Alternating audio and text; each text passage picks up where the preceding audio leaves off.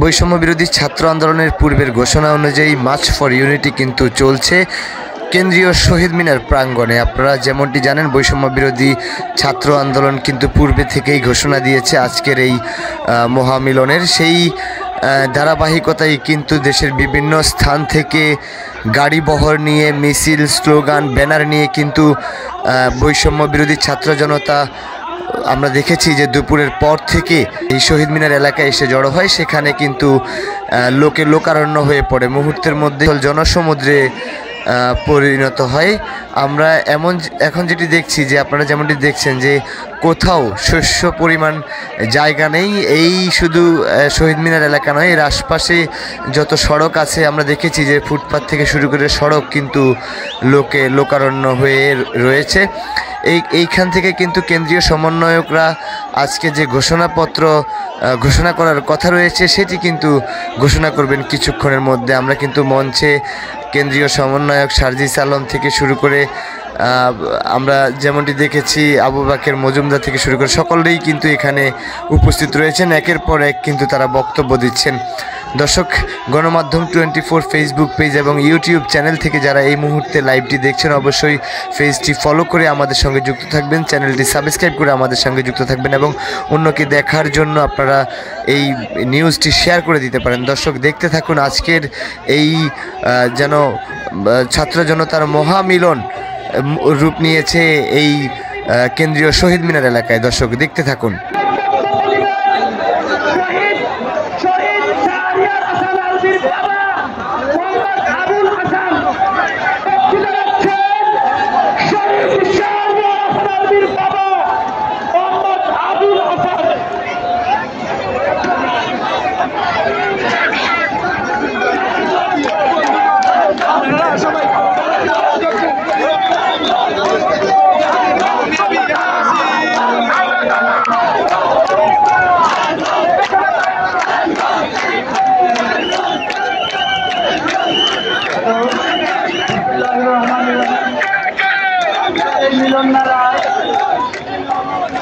সবাইকে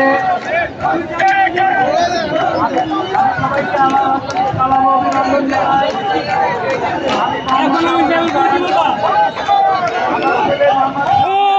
চালো রে চালো,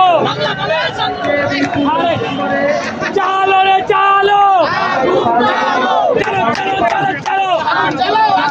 অ্যাকশন অ্যাকশন, আমরা বলে চাই অ্যাকশন।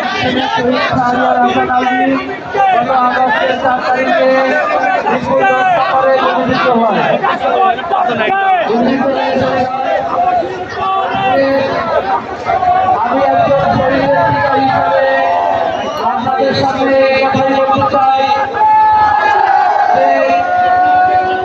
আমাদের এখানে অনেক শহীদ উপস্থিতি আছে এবং অনেক আহত যোদ্ধারা উপস্থিত আছে। একমাত্র শহীদ পরিবার বলে শহীদ পরিবারের আমাদের শহীদ আজকে আপনাদের সন্তান আমরা